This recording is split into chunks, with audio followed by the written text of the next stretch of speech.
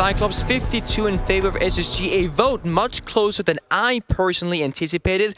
We're going to be seeing the operator bans. Cyclops starting on defense means they ban the first attacker, and that'll be on your screen in just a second. Bang! It is the Ying. We spoke about respect. We spoke about SSG possibly banning the Monty, but instead, it's Cyclops respecting hot and cold's Ying. So brutal on that operator. It's a huge value factor for SSG on maps like Oregon, and I'm sure, actually, I know for a fact, they also play it on Chalet. Now, for what it's worth, neither of these teams have played Chalet so far here on the Six Invitational. Apologies if we are just retreading old ground that was said on the desk. We are aware that some of you, especially upon rewatch, might not have the desk component alongside the actual live action. So if we're repeating ourselves, apologies. But we're doing it for the show, man. Chalet showed up as a tiebreaker map between Liquid and SSG, but other than that, it has not appeared in any of the matchups that these two teams have played in, so we are on new ground when it comes to the Six Invitational. Of course, both Cyclops and Spacestation have played Chalet outside of this event if you go back into their respective regional leagues. Operator bans are in, Nick, and walk us through them. We talked about Ying Yu in particular. Thatcher is pretty normal. Valkyrie and Mira, nothing special about either of those on a map like Chalet. No, quite standard. SSG, it's worth noting that they are pretty much known, in my opinion, for target banning specific operators whenever they play opponents on each and every map. But this time around on Chalet, it's pretty standard. And I think it's because that we haven't really seen either team played at this event. I'm not sure either team knows exactly what to expect. The Ying ban, as I mentioned, I think it's a safe bet for Cyclops. Of course, we can question the no Monty ban, but at the same time, SSG, I'm sure they got a way to break it apart, and they start an attack, so if you can just rack up 4, 5, 6 rounds, go on to defense, I don't think the Monty can carry you that far. Remember, we do have a second stream, and right now it sounds quite exciting, so I'm just gonna let you guys know at twitch.tv/Rainbow6Bravo, that is where the action is happening. I believe Sonics and NIP are still going at it, as they have for quite some time. Last I checked, at least they're still going at it, but yes, this stream, it is Cyclops SSG, but yeah, want to let you guys know that there are two streams, A and B, and this is the A stream. We are going to bar on this first defense from Cyclops, and we're going to be expecting the roam game, and that is exactly what we're seeing. Anderton and Black Ray making their way through Master Bedroom and getting cheeky on the spawn peak. So, by the way, we do have an update about the other stream that's going on right now. For those of you that don't want it to be spoiled, mute or deafen, rather. I keep saying mute. I don't know why. Maybe it's... Mute your microphone. Deafen for the next 10, 15 seconds or so, maybe 20 seconds just to be safe. Here goes. Ninjas in Pajamas have beaten the Sonics 2-0. Okay, that's it. Yeah. Again, I gotta say, wow, in case you guys just undeafened. Wow, what a score, what a situation at our hands. What a performance. Yeah, I will say, the very first map in particular between those two teams, Sonics and NIP, go back and watch it if you haven't later on. I'm sure the last match that just happened as well might have been a banger to follow along. It means that Liquid and FaZe are the next ones up for what it's worth. So that's the next match to come when eventually it does come around, because again, we are not spoiling the results of the previous matchup.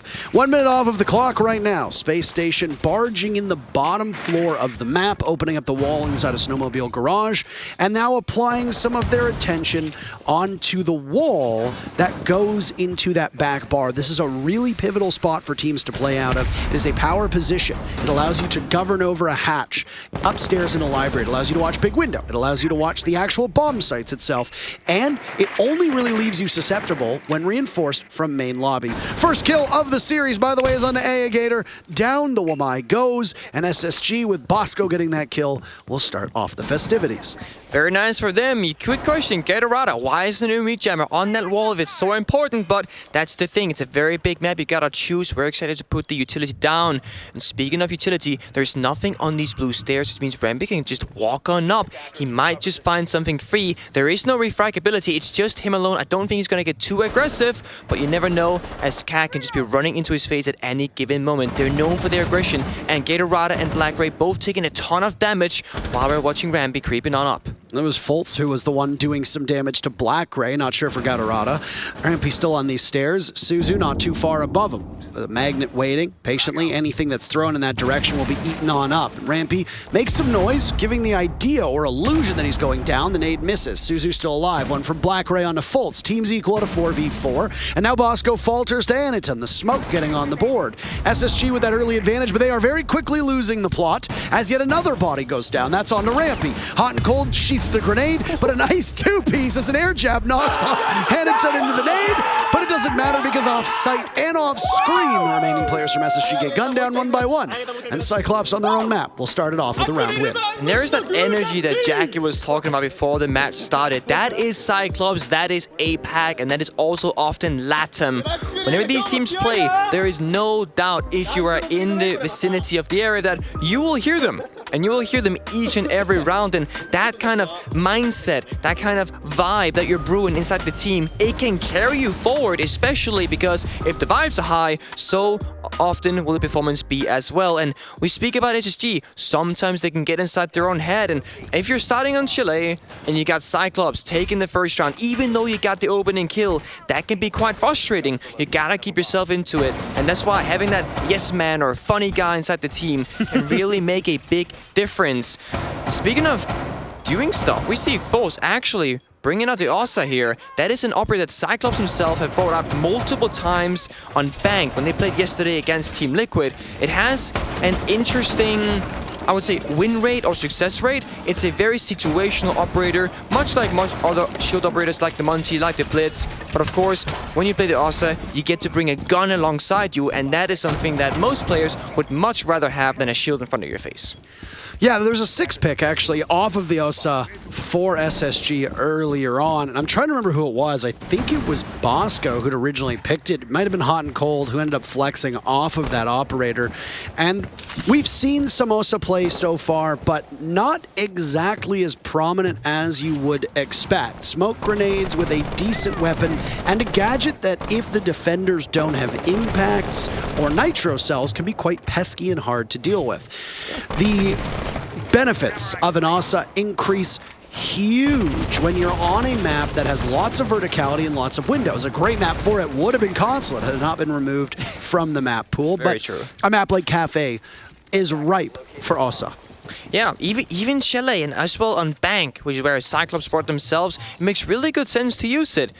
Here we go. It is Chalet this time around, and again, SSG taking it slow in the beginning, making sure they play together. Bosco, of course, on the Nomad will make sure that runouts, they are covered, meaning that SSG can sit nice and tight on these repels. They're going to be droning out, gaining information so that they can make their next move and make their next decision. Nothing really happening. CAG not responding with aggression. They're actually waiting around, but Gatorada might have stepped one step too far as Foltz finds his head. And SSG gets the leadoff pick again, but they did not succeed past that on the previous round. There's a smoke tossed out from Foltz. Very worried about pressure from the library window. The player from CAG and Black Ray falls off, but not before throwing out those impact nades. Still, 2 of the glass Osa shields, or Osa windows, depending on what you want to call them, available. Some people call them shields, people call them windows. I mean, they're both. It's a window shield. It's a, yeah, window shield, I'll take that. Remember, it is a two-way window shield, so both teams can see through it. It is basically see-through. Ayagata now trades it back, evening back the man score to 4 versus 4. That's a punishment and revenge because Foltz was the person who took out his teammate of Gatorada. And now, Aniton creeping around. He doesn't have much help. He has the barbed wire. And Ayagata on those trophy stairs, not too far away either. SSG, 47 seconds left, needs to start progressing through the map. It's much of a standstill here, as no one's really moving, and that's going to bite the attackers in the rear. From above, with that ARX in hand, Rampy surveys what could be the bomb site if anybody's inside of it. The answer is no. Ayagator on the back stairs. Guns down Bosco. Rampy tosses out a nade. It gets Ayagator, and down he goes. 3v3. 20 seconds left. SSG not too far off of the bomb site. Diffuser in the hands of Skies. Not doing much. SSG and risk of stalling out. Suzu with the ult in hand takes out Rampy. That's one for CAG. Another one adds to it. And there's only a single kill left, who's Skies in the middle of the bomb site. He's good for a single kill, but that's all she wrote. And CAG, just like that, are up 2-0. Well, it almost seems like SSG is expecting much more aggression from the side of Cyclops, or at least they'll be moving around the map more, because the plan so far seems to try and find the opening pick, which SSG has done successfully twice in a row, but they've yet to get around from it. That mid-round from SSG really slowing things down, arguably standing still at times. We see here, the first nade came out towards the bomb site with 25 seconds left. Very much no verticality from the side of SSG either, which means they really had limited ways to break it apart. We all know Cyclops, where they thrive are the gunfights. So if you bring it, you really gotta go 100% in, because they will not miss if you give them the option. They will hit you each and every single time. We've seen it against the best teams in the world. They do not miss. Basement is up next. We are going for a side rotation, working our way through as we're getting wins on the defensive side. Going from bar to kitchen to the basement. And next up, if Cyclops, they can make it a 4-for-4 if that's what they want to do. They got all the options on their side for now. And until SSG starts breaking apart their defenses, it'll continue to go on this way, I'm afraid. Gatorada bringing mute once again. They've chosen to reinforce off the wall to trench. They do not want to extend out. They want to play it more safe. Thatcher is banned, of course, which is why Hot and Cold is bringing the Maverick, because you need some sort of way to get through these walls. Otherwise, it'll be no fun. Keep our close eyes on that denying of the gadgets and moving on forward. Nice roam play from Cyclops above. That's Anyton on the Vigil. Fresh was talking about this in the green room, and he said when you're looking to take map control and playing up against a team that roams very effectively, a Vigil is an absolute nightmare in this event, and we've seen it many, many times. SSG are usually proficient at droning, though, so it shouldn't be too much of a challenge for them to isolate these offsite players from CAG, but they're playing well with each other. There's backup for Anyton, as Suzu is not far off, playing on those library stairs. Black Ray down below, not particularly connected to them, but still taking up space as well. The split in that sense for numbers should be 2 of Cyclops on the top floor, 1 on the middle floor, and 2 in the bomb site. Yes, that is the safest way to play it. That way you ensure full map control on all 3 floors, as well as keeping sites safe. And of course, in every single given moment of the round, you want to ensure that the bomb site does not fall into the hands of the attackers. I got a Thunderbird shotgun, and we've seen that once before. Elevate was the team to bring it, and now Cyclops joins them as well. This is Apex supremacy, and I've known Dev Mata right now. He is laughing in the green room because he's loving what he is seeing. And SSG, they might not know it's coming, but oh, once he starts firing towards their bodies, they will know for sure. The damage that that shotgun can do is really brutal and extremely hard to play against on this close quarter bomb site of basement. But that is only if SSG cannot break the walls, because once they get broken, the range gets opened up and Black Ray takes a ton of damage. But again, remember, there's a Thunderbird on the board. That is correct. And the Thunderbird has access to the shotgun, not the spear. So close range will be the name of the game for a Gators operator.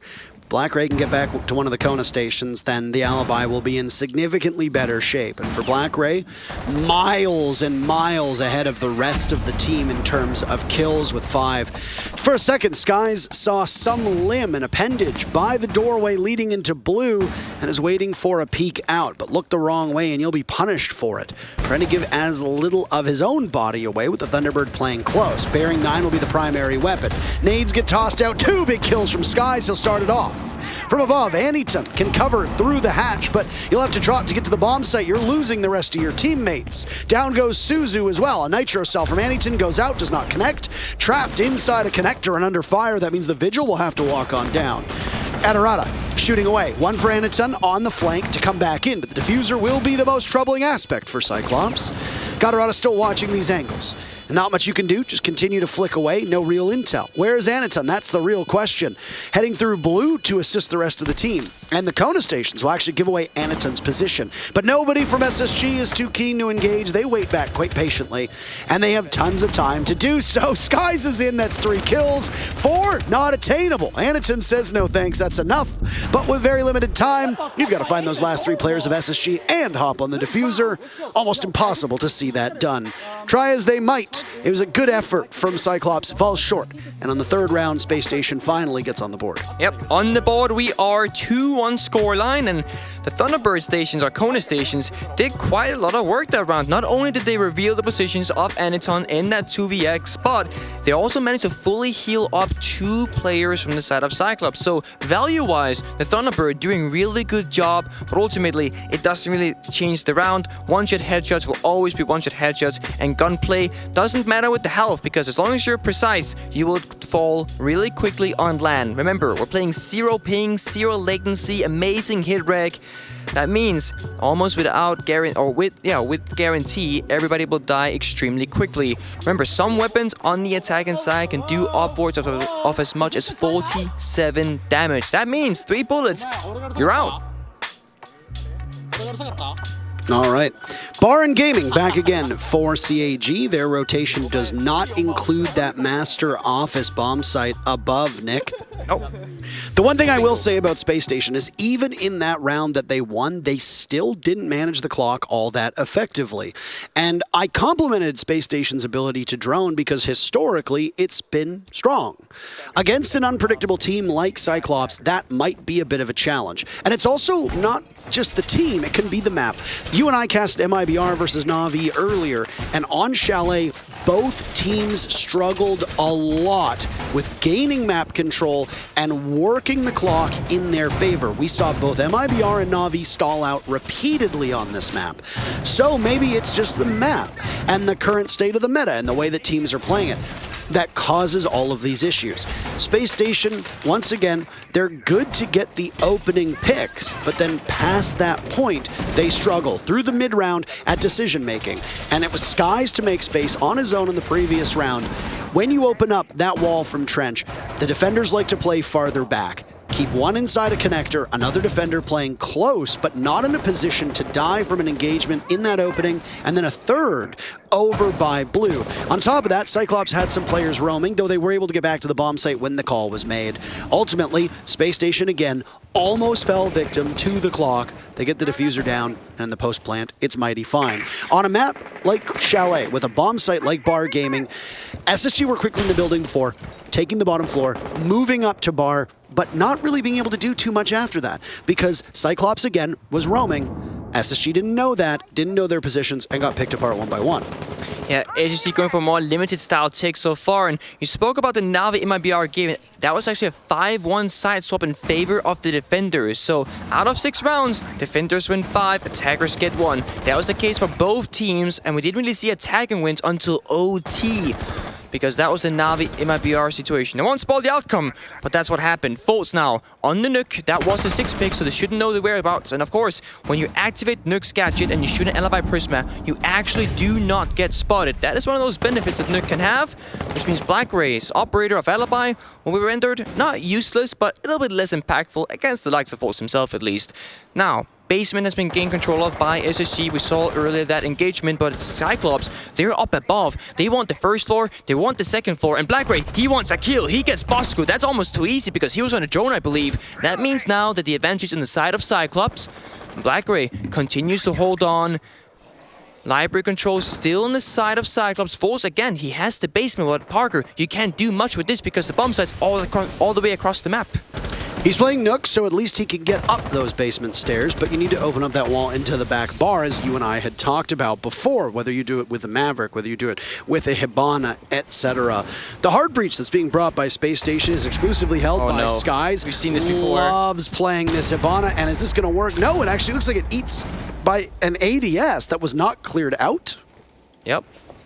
That seems to be the case. C4 was thrown towards Hot and Cold as well. Doesn't land, doesn't get the kill, of course. We saw what happened. Volsto sneaks in towards the bomb side, takes out one, but gets traded back by Anitune. That's very good job for him. That's from up above. But that means that Hot and Cold could jump in, and that opens up the round for Rambi. That means 3 versus 2 in favor of SSG, but they got more work to do. 30 seconds left.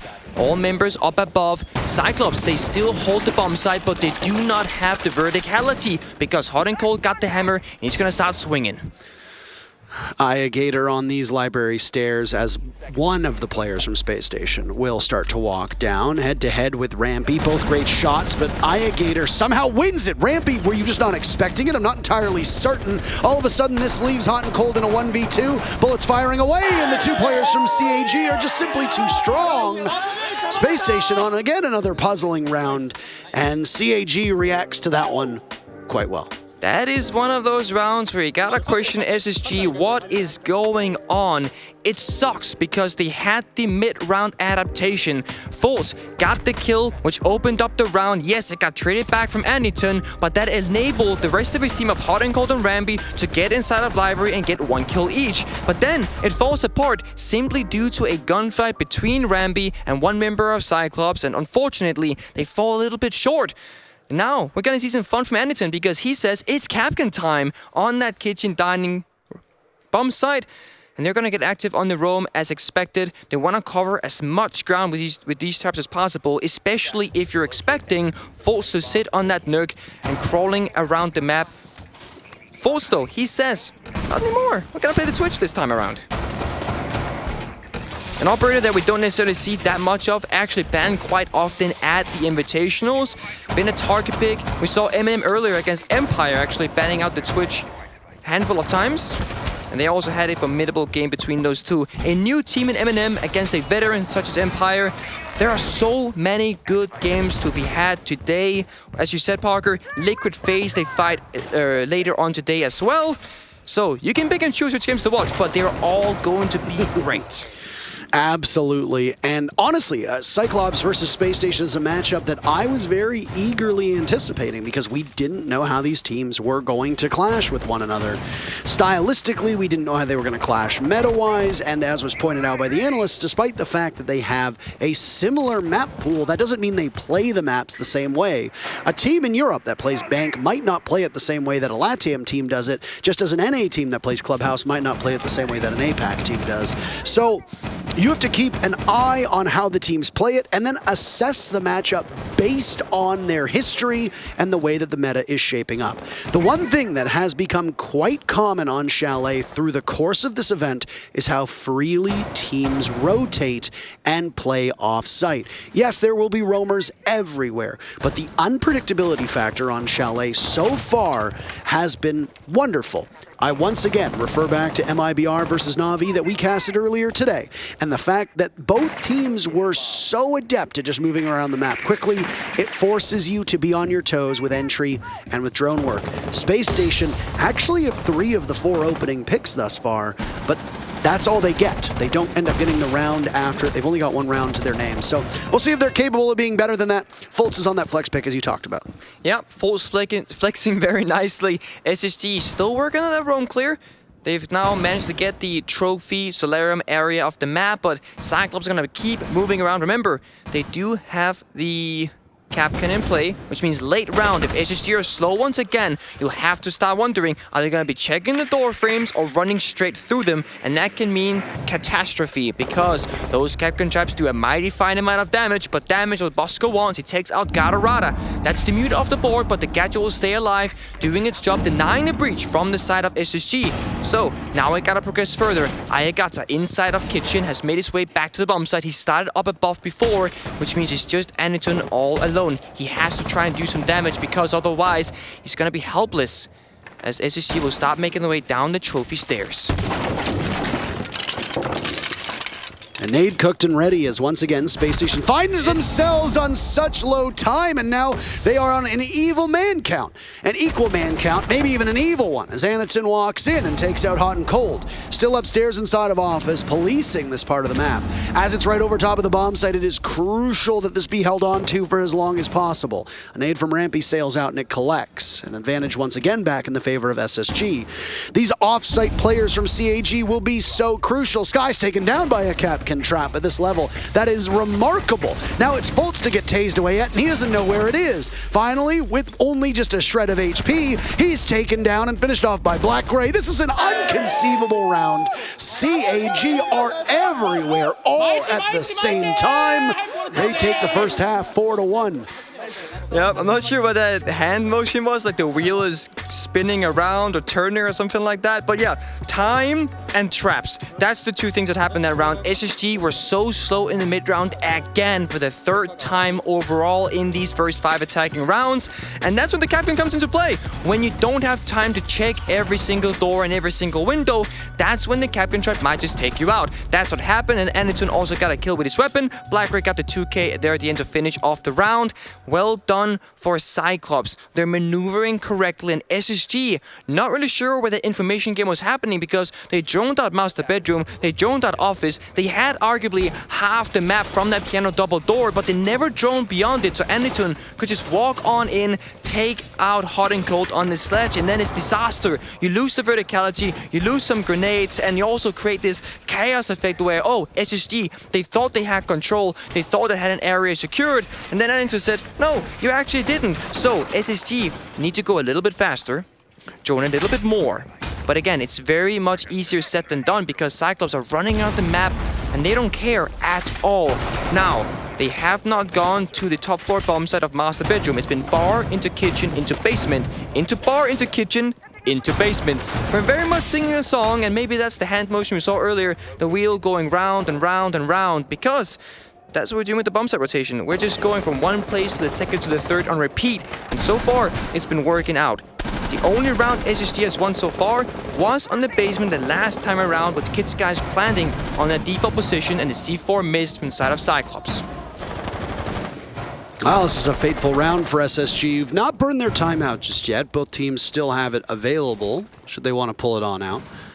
SSG haven't been able to have much to show for these entries. They've kept up in terms of kills, though. They're not having that much of a problem in the fragging potential, but it's the execute that is the big issue. And that doesn't fall squarely on the shoulders of Skies, but his inability to get in and get the diffuser down, except for the one round where it happened, the only round, in fact, that SSG has succeeded on back in round number 3. The fact that Skies does not have a supporting cast to clear out around the bomb site, despite the fact that Space Station have 5 of the 6 first bloods, yet only have 1 round, that shows again that the issue for Space Station is in the mid-round. It's a nice nade. Nice swing, nice shots, good flashbangs, forcing Blackray back, and SSG actually, they don't want to contest any further. They know they got 1 kill, they got some damage as well, and that's all they would like to have for now, because they've gotten the half of the map that they care about, which is library and fireplace. I don't think they're going to be making the move into master bedroom because it's too far off their objective, which is going to be fireplace, blue stairs. It's opened up in the wall from back bar. That's where Rampy is right now. On the ground lays one of the players from CAG, and Rampy sees him doing a ton of damage to Anderton. 2 bullets is almost to the entirety of Wamai's life. And the player from Cyclops just walks away. Anderton doesn't want to engage again. He's got a magnet available to toss on out as the rest regenerate. 1 minute to go. We talked about the mid-round for SSG incessantly. This will be their last time to prove us wrong. Nice shot from SSG as they clean up. The 3 players from CAG, all of whom have died, have been a bit too aggressive, and sometimes it can burn you. But this was the weakest bomb site for Cyclops, and the only site that we saw SSG win on. Finally, some firepower from CAG as Rampy is no more, but yet there is still a massive numbers advantage favoring Space Station. It slowly narrows as Folks will join Rampy down below, and so does Bosco, all right. Anderton had retaken to mid. Now it's Suzu, also working with Anderton down below. They are both weak, but so is Hot and Cold. Skies is the only one at full HP. Hot and Cold creeps up very tepidly. Skies is planting, and now Hot and Cold is down. That means that Skies has to take matters into his own hands, and he's behind the snowmobile, getting chunked away 5 HP. Secondary out. This is a hopeless situation, and frustration will go in. He doesn't die, but neither does CAG. A 5-1 first half for the Japanese squad is almost as good as it gets. That was essentially a 2 versus 5 or a 2 versus 4 from Cyclops. Again, frustration. That seems to be the word that we keep bringing up because SSG, such frustrating rounds not going their way. That was arguably the best or second best round we've seen from them. Round 3 basement attack, that was great. This round of round 6 basement attack went really, really good until that last 40 seconds. Yes, indeed, it was a 2 versus 5. Suzuki got the vertical kill, and it's an on the roam find one as well. Drop back down, they reunited on side. Sky's last man standing with 2 seconds left, could not plant without cover. And SSG are now going to that defense. Now, this looks very much like the Navi MIBR game, because I said it. 5-1 side swap in favor of defenders. That's what the score says right now. 5 for Cyclops, they are on defense, and 1 for SSG, they were on the attack. So, if we just repeat those numbers, that takes us to OT, and then the team can fight it out. But that, of course, is only if we mirror the exact matchup of Navi MIBR, which I highly doubt that we will, as these are 2 very different teams. We're gonna see Hot and Cold bringing out the castle. We're gonna see Folks on the Frost. He's played now, I think I count 5 different operators. And of course, 4 of those are on the attack, as this is the first defending round for SSG. Sky's gonna set up the bomb site instead of dining with the shotgun, while Hot and Cold restructures the windows up above. SSG fully extending upstairs into master bedroom office, as you would expect. Chalet typically having to break down the defense that you want to move either 1 floor up or 1 floor over from the bomb site. So if the bomb site is inside of kitchen, you're gonna go upstairs into master bedroom office or go over in towards bar and library. That pretty much accounts for every single bomb site on Chalet. So if you guys are curious what teams are doing, keep an eye out for that and see which one of those 2 the teams use. Well, LMGs in spades, by the way, 2 in the hands of CAG, 3 actually. They like running this. This was a similar setup that we saw in terms of operator lineup that was brought against Liquid. So Cyclops favoring the munition dumps that can come on in. Hundreds of bullets at their disposal between just 2 operators. Add a 3rd, and that number continues to increase. 350 between 3 LMGs, by the way. 100, 100, and the 150 on Sophia. That is a lot of bullets that you can fire without having to reload, and that is exactly why it can be so difficult to play against. When you have Frost and UMP on Castle, you're not going to be having fun. That's a really preposterous amount if you think about it. As a defender, you got to think, are you kidding me? When is this finally going to end? Poor Aruni and Mozzie are sitting here being like, I have 16 bullets in mine. Yep, 16 is so few. You sneeze and you're out of bullets on those operators. All that said, nades were so successful for SSG, they seem to be as well for CAG. 1 grenade used, and it's already claimed the first target on Nabasco, but then Anyton falls. Both teams trading back and forth. Rampy still on the windows, watching his teammates fall around him. He tries to get to safety, but he's caught down below inside a trophy. Black Ray does that, and Cyclops is up 4-2. It's a 5-1 scoreline. That means match point for Cyclops if they can find these last 2 players in Skies and Foltz. We've seen this exact situation before, but it's reversed. And this time around, Cyclops, they've been so efficient and so quick on their attack. They have a whole minute to work with. They got the sledge alive, which is very useful because, as you see, breaking down the castle barricades and breaking the floor up as well. The reason why SSG lost their attack in this situation was because of the traps from Anyton on that Capcan. Folks, he has the frost trap, so CAG, they need to be aware of it. But being from APAC, I feel like they're used to it. Skies almost gets taken down. That's again the verticality coming into play. Gonna see how the 2v4 plays out, but Skies running to the basement as the last man standing on the defense. Skies, that's not where the bomb site is, my friend. It's inside of kitchen. Wow. Cyclops are making quick work of this. I don't know if they're aware that the games have gone a little bit longer today, but they're looking at our run of show and saying, oh, are you behind? Have the matches been a bit too competitive? Well, we're going to fix that for you. And Space Station heard it and go, all right, we're cool with that. Yeah, we're okay with that. I would like to remind you that both of these teams enter this matchup as 4th and 5th in their group. Rogue has the day off. The top 2 teams in Liquid, who have clinched at least a top 4 spot in the group, and FaZe, who have not, are playing later today. They might actually be live right now on twitch.tv/Rainbow6Bravo, but I don't have access to see that because I'm just standing here watching our live game feed. Once that match is underway, you can go over there and tune in to it. But for the time being, stick with us because this is an unpredictable match. Shades of the match yesterday. Yeah. Liquid had their hands full against Cyclops. They finally woke up, and in the third map, Liquid prevailed. Will Space Station end up on the same trajectory? Well, so far, the script is going the same. Cyclops beating up on a team that historically has quite a lot of international success. I don't know how much farther it's going to go. This is CAG's map. I would be far more concerned if this was Space Station's map, but this is CAG's map. So who knows what happens when we go to Clubhouse? Yeah, and Clubhouse is like SSG's identity of a map. I think the analyst, Jess and First, kind of spoke on that. So you would expect SSG, if anything, to lose out the first map of Chalet, but then come back really strongly on Clubhouse. But then we talk about the mental game. How are you feeling inside the game? If you go from Chalet into Clubhouse with a ton of frustration, you have to wonder if that will affect your performance, because it's going to be a long series for SSG. If they lose out in the first map, they gotta go all the way here, then they gotta go on to Clubhouse, then they gotta go all the way to Bank, the third map decider. Or, of course, you can just lose it on Club and that's that. You don't gotta worry about Bank at all. But if you're SSG, you do not want to think that ever. You want to go the distance, you want to make a comeback, and you want, of course, to win.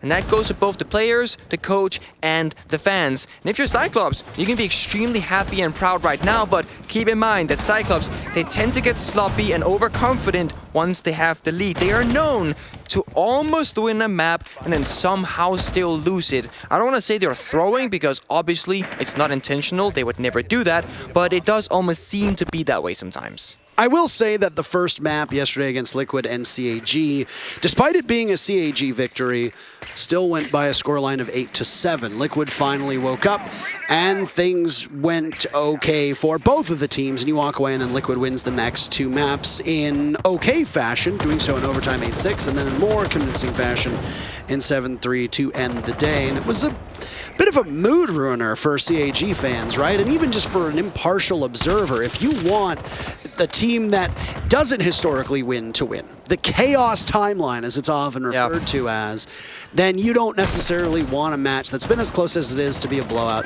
in the final and third map. That said, Liquid obviously asserted their dominance, but Cyclops giving them the gears shows you that they can compete. This is the same Cyclops team that almost made it out of the groups in Mexico, that gave birth to the freakiest freak scenario we've ever seen, where there was a rematch because there needed to be, because of the tiebreaker, and then Team 1 wins it, and they go on to win the whole event, etc. So Cyclops clearly are a skilled team, and I don't want anybody thinking otherwise. That said, match point for Cyclops, SSG will have to win out and then go to overtime in order to beat Cyclops. That is a heady task. That's at least 25 minutes where Cyclops will not be able to win a single round. And after SSG has taken their time out, they're hoping that it pays immediate dividends, because if it doesn't, that's map number 1 in the books for Cyclops. Yeah, and when we speak of Cyclops or APAC, we often say crazy gun skill, but honestly, they are so much more than that these days. CAG can be described as they don't care about the meta. They don't care about the way they're supposed to play the game, but it's a trade-off 1-for-1, but hot and cold still oh so low on health. And yeah, as I was saying, Cyclops, they don't care about the right approach. They play it their way. It works sometimes, others it doesn't. And speaking of that, it's an LMG with a silencer of all things. Neck comes down, forces hot and cold to swing, but oh boy, that aim is crispy.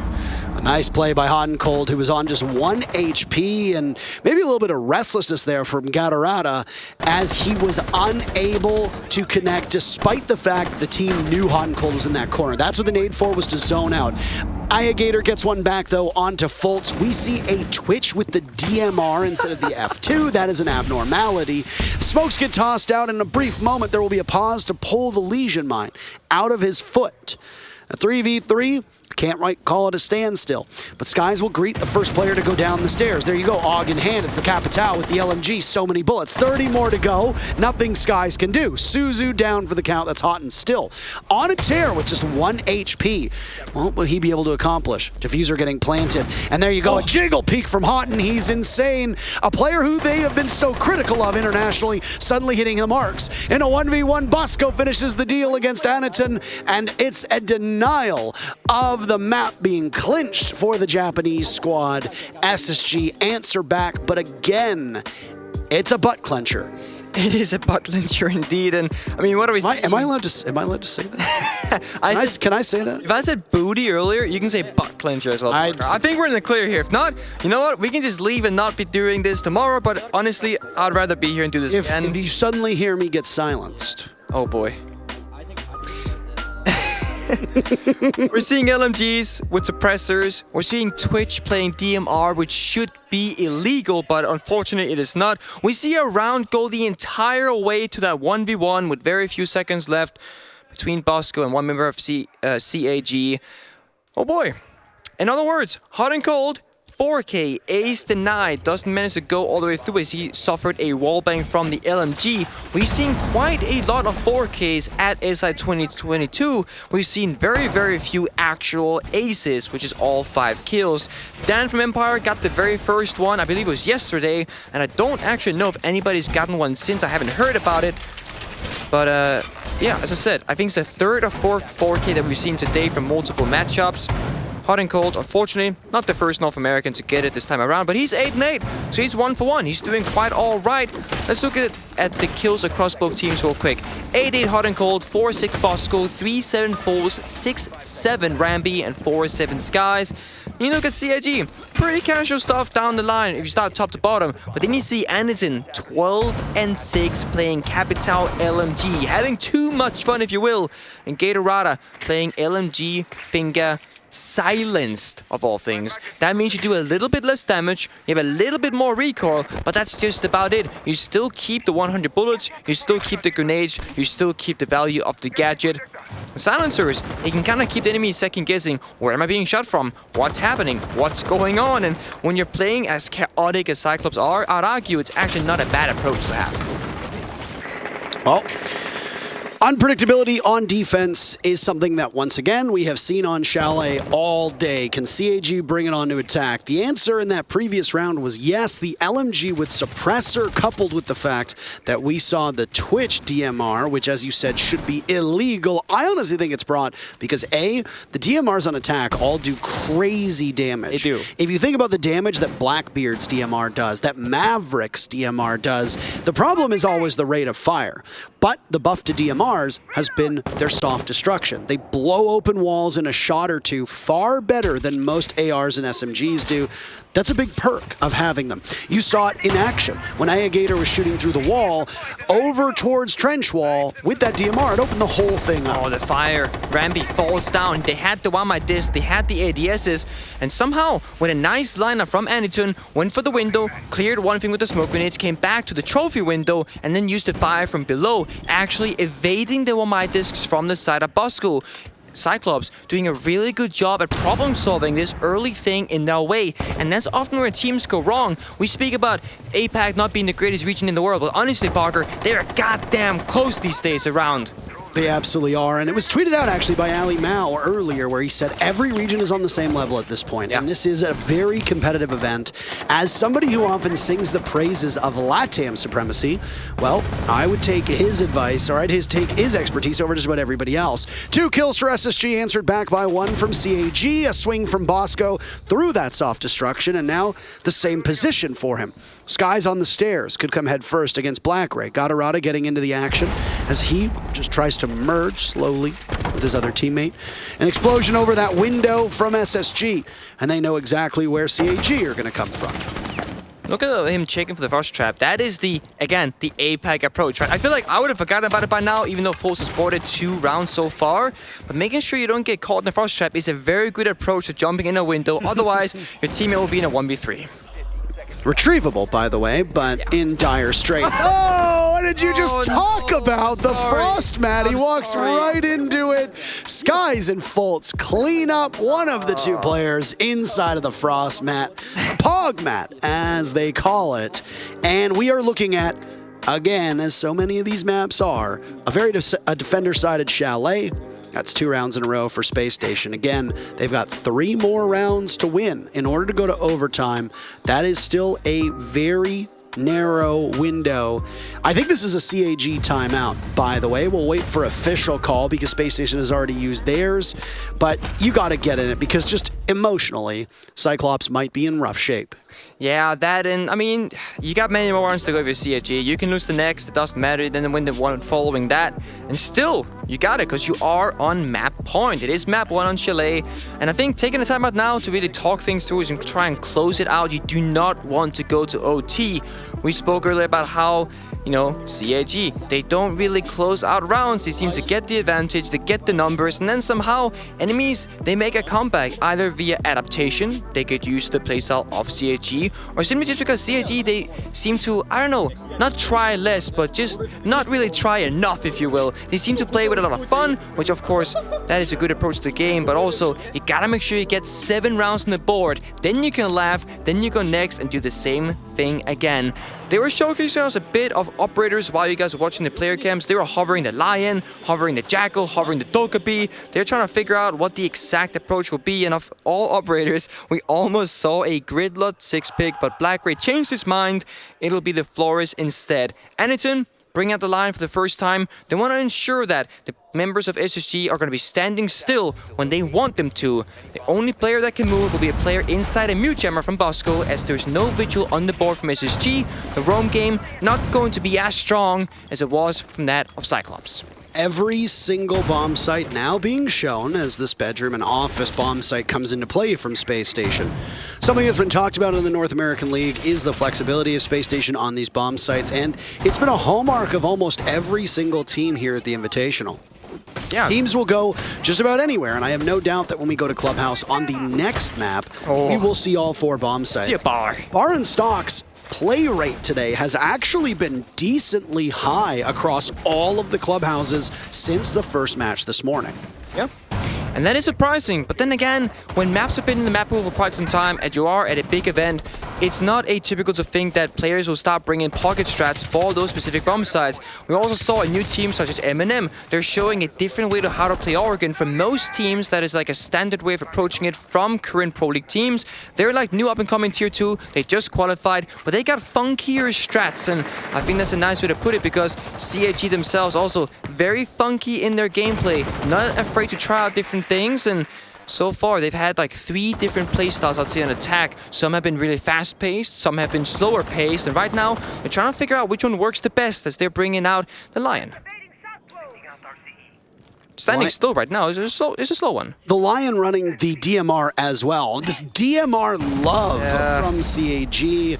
I'm waiting for Suzu to get off of drone to see if the DMR is being brought from Maverick as well. First Lion charge is going to go out, and no, it's the regular M4. So you don't have to worry about 3 DMRs on this team, but both Aniton and Aegator will be running the exact same loadout in terms of weaponry. Fascinating. First kill goes to Gadarata, and another one of those EE1Ds will be burned, but Aniton falters. 14 kills for him, by the way, quietly amassing an impressive body of work. Yeah, and actually, we see opening kills going mostly in favor of CAG, but often also traded right back from SSG. This is the 3rd time in 4 rounds where the opening kill has been answered back within just a few seconds. So opening kill doesn't mean as much as it usually does. That means that SSG playing tight together, not allowing CAG to run away with the man advantage, and that is exactly what you need to be doing because it is map point. You cannot lose this round. You need to claw your way back from that 6-1 situation that they found themselves inside of. And they're doing a pretty good job so far, winning the last 2 rounds. They need more. They absolutely do. Again, one of the issues here on Chalet is the ability for teams to drone in and gain intel. 5 drones available for Cyclops, and they're all on the players that are still alive. Black Ray and Gadarata have both of their drones in action. As long as they stay alive, they can pilot them somewhere else on this map.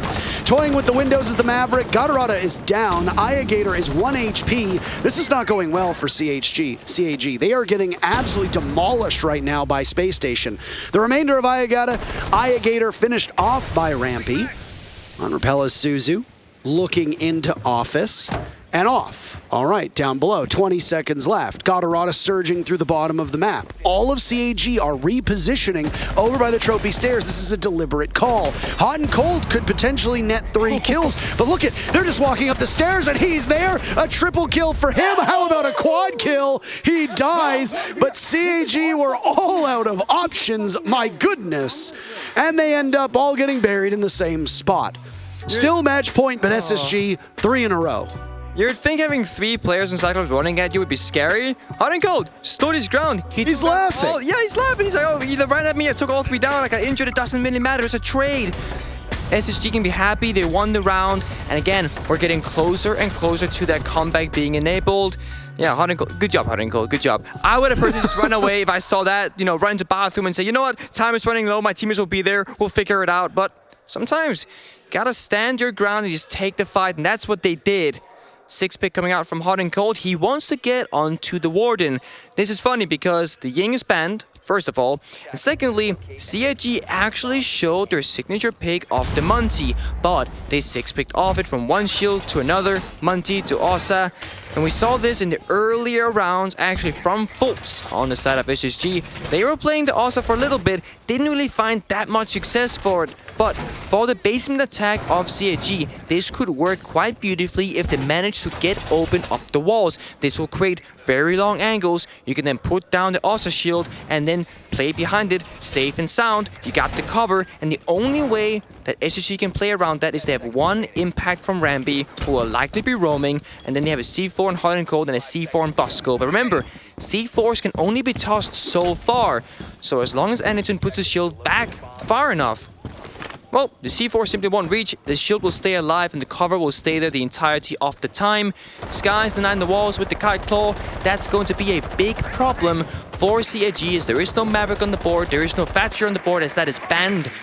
All they have is explosive, they have grenades, but they only have 2. If you miss, you only have 1 left. Remember, they need 2 grenades to strike true, as there will be 2 Kite Claws on this map to stop them from achieving their objective. Talon shield put out, Talon window put out, whatever you'd like to call it. That's the Osa shield. And a nade goes in, dislodging anybody playing on the stairs from down below up to the main lobby. Sky's playing in that spot. He gets droned out. There's barbed wire there as well to alert him of any presence of a player heading down. Electric Claw firmly planted on that hard wall, and you need something to shake it off. CAG have not really brought anything to deal with it. So what are they going to do to shake it away? Are they going to instead opt for another part of the map? There's only 2 Electric Claws at the disposal of a Kaid, so that means that unless there's an additional operator put in, like say, oh, I don't know, Bosco's mute, that you will have some difficulty opening things up. But just like that, they've actually managed to do it. They get it open, and now they all stand behind this shield. They're going to smoke and go for broke. In goes Anaton, down falls Black Ray. SSG are gunning them down. This strategy from CAG seems well thought out, but it is in fact not going the way they want. Hot and Cold, the first casualty for Space Station. Anaton behind the shield, the deployed shield for Osa, not a deployable shield, but one of her own. Diffuser in hand. Tries to bait it out. Wary of what could happen down the main stairs. It's a 2v4, so you have to rely on the thermite to cover. A potential drop as there's Rampy from above, called out, spraying through, lots of damage done to Anaton. Still there though, as now you've fallen back. You have to surrender some control of the garage. This was a go for broke strat from CAG, and it did not work the way they were intending. I really respect the try to rush, but then again, you don't go for the plant instantaneously. Anderton was sitting there, waiting with his gun up, expecting a fight from SSG, but joke's on you, there was nobody on the fireplace stairs. There was no one up above to respond until you gave them so much time to respond, rotate around, and therefore get into position. And now, you're in quite a bad situation. You have almost no health, that's your last smoke grenade, you don't even have cover, because Suzuki is going up above. You have to pray that the smoke is enough, but it's not. Sky has a C4, Rambi stays on the roam, and they both find 1 kill each. Now, we're getting very close for SSG. SSG so in control of this half, and the defenders are continuing to put up good performances.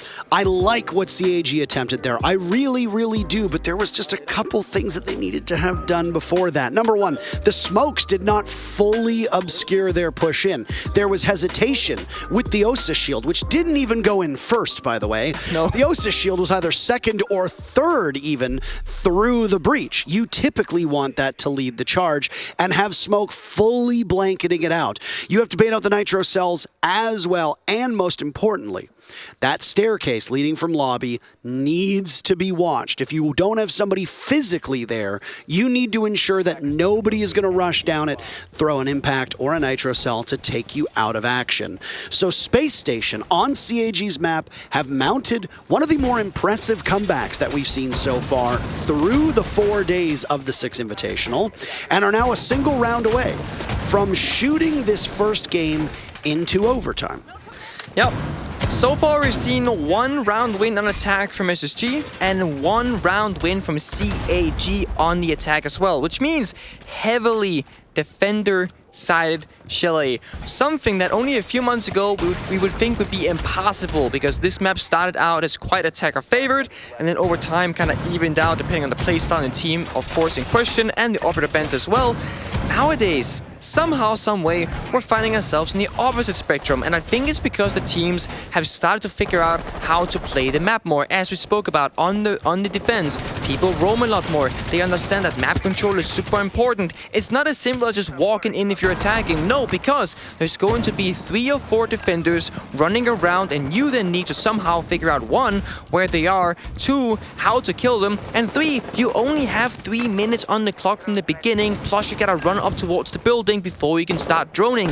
And that has been the issue for both Cyclops and SSG and Na'Vi and MIBR, as both of those teams played the very similar way on Chalet. So that goes to wonder, is it better to spread out thin on the attack, cover more of the map and keep the defenders guessing, or is it better to stay together with 4 or 5 people and shove around the map? It's very hard to do the hammer anvil strat, because if you spread yourselves too thin, then you're just exposed to runouts, jump outs, and of course 1 versus 1 gunfights, and that's a 50-50 chance at best. Back at All Reliable, by the way, for CAG, they do not have a single hard breacher on the board. Instead, oh boy, they are running with this LMG strat. I don't know if they're aware of this, but, you know, the LMGs cannot shoot through reinforcements. Once again, it looked like a quick get into the map and take no prisoners style of gameplay was what they were going for. It does not work. They shoot out one of the castle barricades, but they don't repel on in. And the greatest counter that Space Station has is a frost. There are frost mats, and if you have not droned and think that you can make a cheeky entrance, those mats will be there to greet you. Absolutely. Rampy duking the fire by just an inch. He doesn't have a lot of space to work with.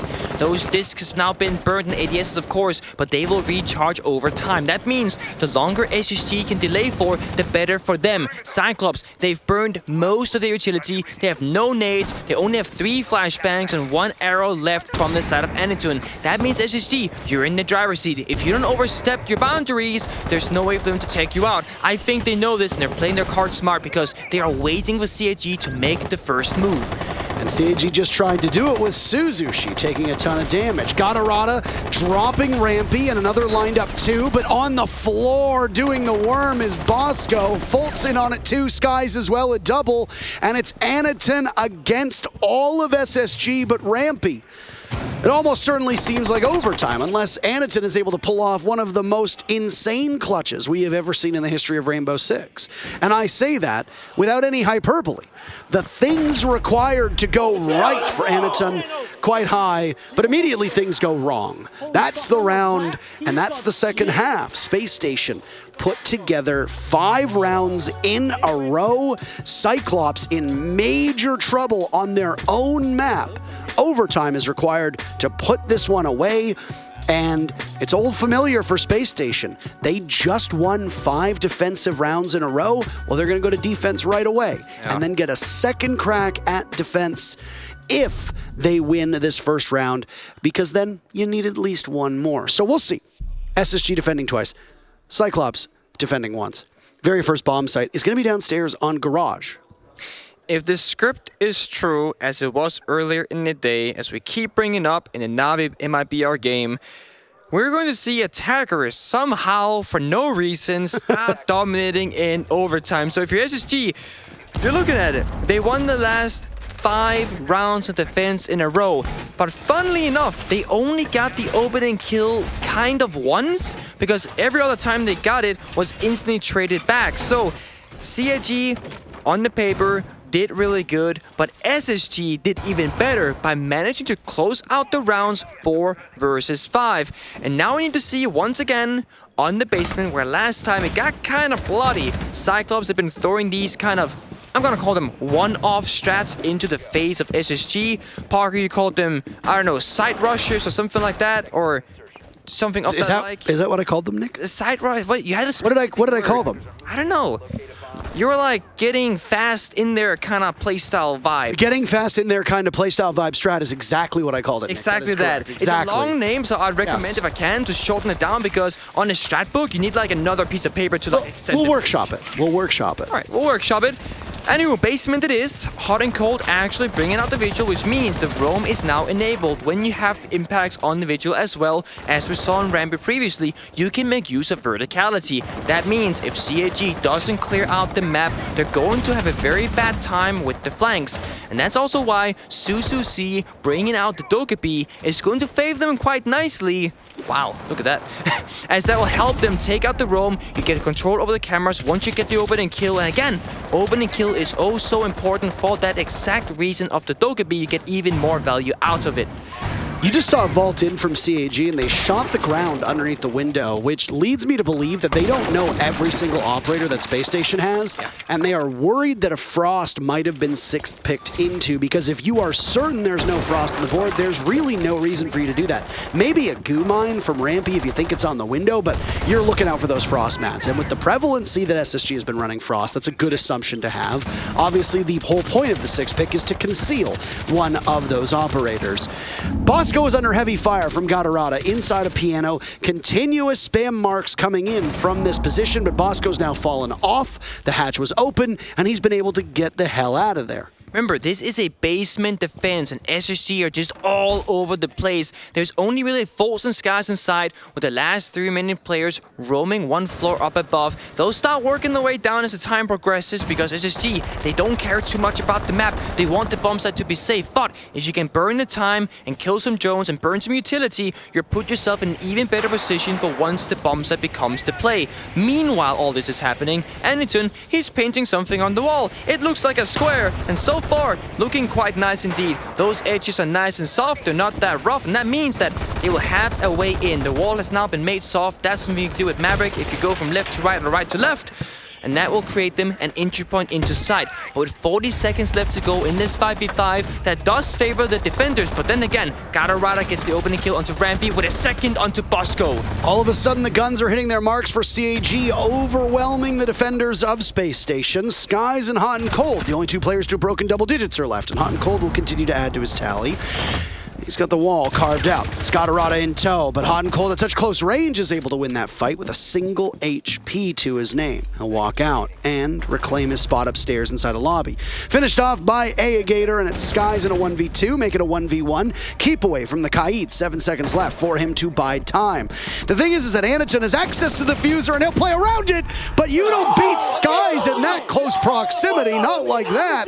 Suddenly, Space Station Gaming have done something that's been impossible for this entire map, and it's grabbed the lead. It's SSG on match point. So, fun fact, I'm going to break some hearts here. If Gatorada didn't use the silencer on the LMG, Hot and Cold would have died, putting CAG in that 1 versus 2 with ease. But because Gatorada used the silencer, it allowed for Hot and Cold to win the gunfight and survive with 1 HP. So fun fact, as fun as silencers can be, sometimes they achy break your heart, and other times they're fun as a party. That's what I'm gonna say, because I was gonna say a bad word. Fun as a party, that's what they are. Bar. That's where we'll go. SSG have to show that they can do this on attack. If they do just that, they'll have won the last 7 rounds in a row if they can muster up this attacking win. Cyclops continue to get the opening kill time and time and time and time again, but they cannot convert it into a round win for their life. And that just means, again, SSG, the clutch factor we always speak about. I actually find this stat particularly funny, Nick, is that in the first half, a 5-1 half in favor of Cyclops. It was SSG who got the majority of the opening picks. In the second half, a 5-1 half for Space Station, it was Cyclops who got the majority of the opening picks. So both of these teams have been very successful when it comes to starting off the killing. But the follow-up killing is very subdued for these teams. So it's almost the inverse of the stat line where we say, well, you know, if you get the first pick 80% of the time, you win the round. Yeah. This time, it's you don't want the first pick. Do everything in your power to avoid that first pick. The rest of the team, I beg you, don't get in there and get the first pick. Let the opponents have it. And you know what it's going to end with? It's going to end with round 15. They're all just going to be in the same room. All 10 players, nobody killing one another because they don't want to give it up.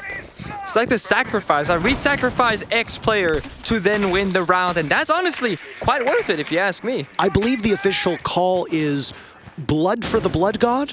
Blood for the blood god would sound very accurate, Parker, and that's what we've seen so far. Blood each and every single round. And I don't think this round will be any different because SSG doing what they did on one of the the third attack that they had back in the day. They're gonna take basement first, open up this wall into stock. That's gonna allow them some pressure into side, but then last time they worked their way outside the basement and started working first and second floor. You gotta keep an eye on the timer because last time SSG was on attack, which was a while ago, that was their problem. They kept stalling in the mid round, they kept taking too much time. When the time is low, they run it through, but they make mistakes, and that's how CAG claws it back. SSG usually had a kill by now. We are firmly in the mid-round with about half of the round to go, and I think I just spoke it into existence. Bosco punishing Anaton, the best player for CAG, 14 kills, and more importantly, playing on that very pivotal role of smoke. So you've got an avenue into the bomb site that will no longer be protected by those gadgets. It is an active gadget, meaning that smoke dies with them in pocket.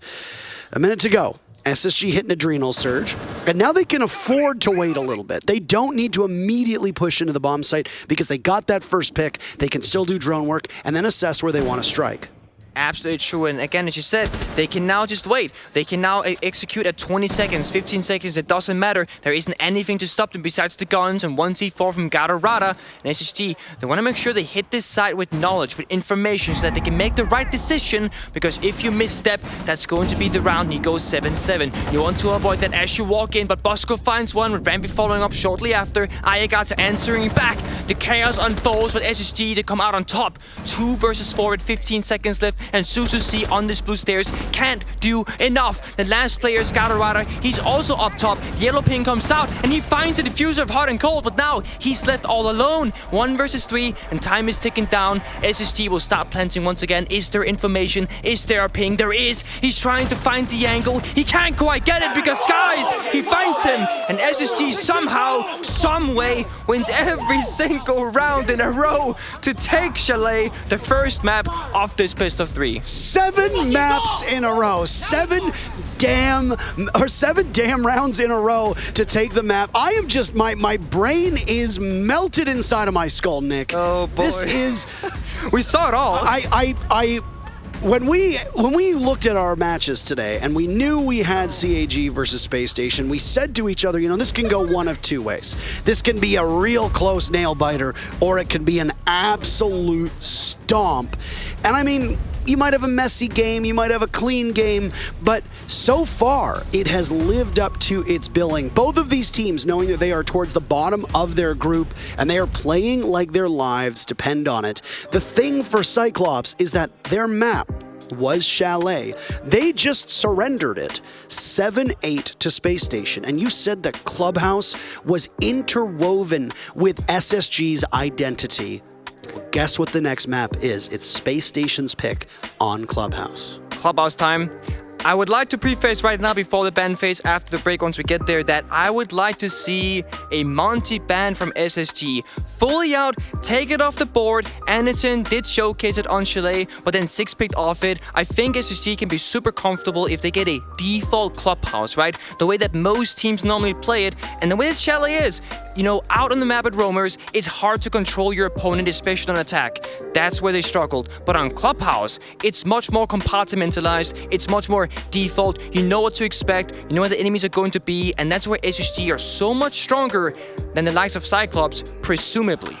Presumably, because we saw Cyclops go out to a massive lead in the first half, and then SSG reeled it in. We have not been able to accurately predict almost any of today's matchups. No. If you think about it, almost every single result has been the opposite of what the majority of us as casters have guessed. So most people going into this matchup would have guessed that SSG would take it. The first map goes in SSG's favor. You're right there, but anything can happen. On Clubhouse, SSG are going to look to knock CAG out of today's match. We'll see exactly what happens, but first a break, and then we'll be back with more Rainbow Six.